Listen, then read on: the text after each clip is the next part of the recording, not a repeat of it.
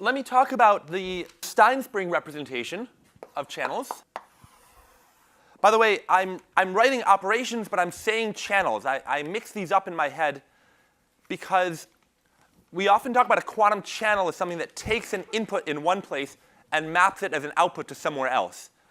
It's exactly the same thing as a quantum operation. The two words mean the same thing. So one way of thinking about quantum operations is to go back to the Schrodinger equation, right? And the Schrodinger equation says that all dynamics in the universe is unitary.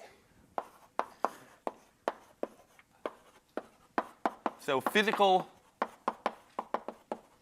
dynamics are unitary. In other words, if you have a state psi, it evolves to u psi. If you have the outer product of psi with itself, the ket evolves with a u acting on it on the left, the bra with a u dagger on the right. So a density matrix in general evolves like this. So this is what the Schrodinger equation says. It's a crucial feature of quantum theory that it does not destroy information. There's now, or create information, right? The amount of information is preserved. There are people searching for maybe exceptions to this that might arise with general relativity in black holes. But in general, in ordinary circumstances, we think that quantum mechanics does not create or destroy information. So this looks like the end of the story. That's what we have for pure states. Maybe it should be the same for density matrices. But when you're working with physical systems in the lab or in trying to build a quantum computer, we observe things all the time that do not look unitary. And the reason is this is true for a closed system.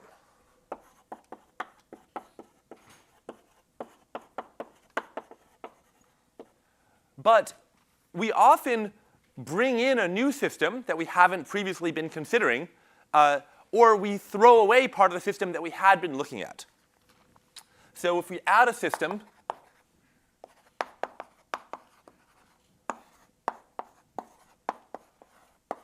this looks like tensoring on a new state. Or if we discard a subsystem,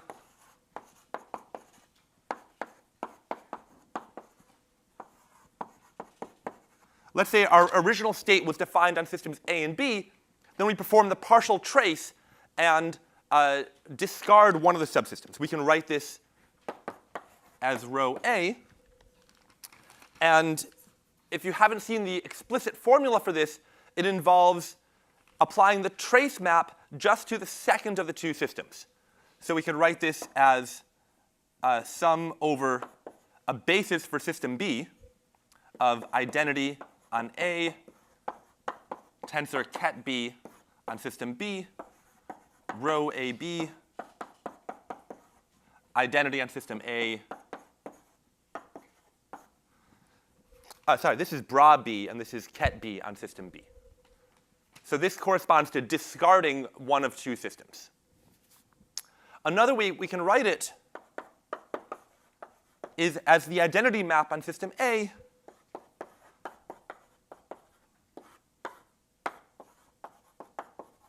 tensor the trace map on system B. So these are all ways of describing what happens when we have a composite system and we throw away part of it.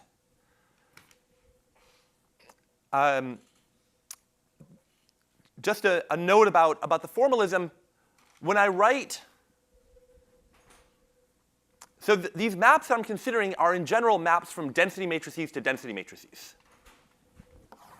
So I'll define a little bit of notation.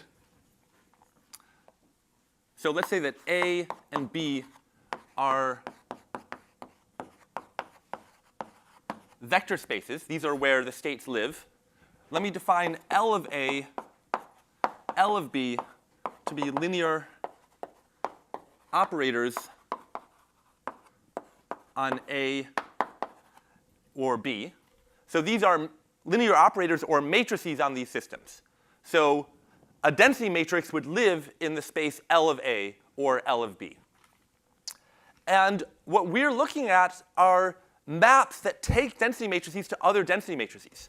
So you could view these. Actually, I'll define one more thing. So L of A comma B is linear operators from A to B. And so if we define L of A, L of B, that means linear operators from L of A to L of B. So you take in a matrix on system A, and you output a matrix on system B. These are sometimes called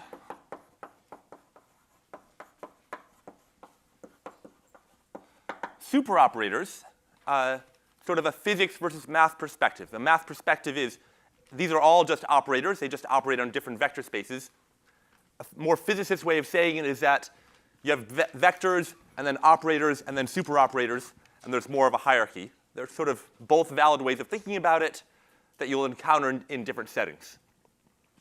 So what the partial trace is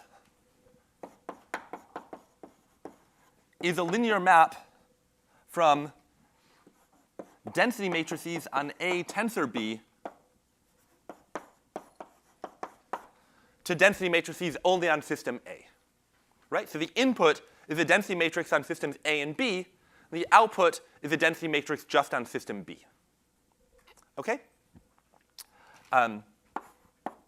So hopefully that makes all these equations, makes it clear what systems we're acting on. And so in this final line here, when I write identity sub A, what I mean is the identity map, the identity superoperator, the identity that takes a matrix on system A and spits out the same matrix on system A. What about the trace map on system B? So the input of this is L of B, right? Operators, matrices on system B. What is the output? What space is in the output of the trace map? I heard some, yeah? Complex numbers, exactly. So the trace takes a matrix here on system B and spits out just a complex number. And so I don't write L of A tensor product complex numbers, because tensoring on just a one-dimensional space doesn't do anything. But that's effectively what I have here.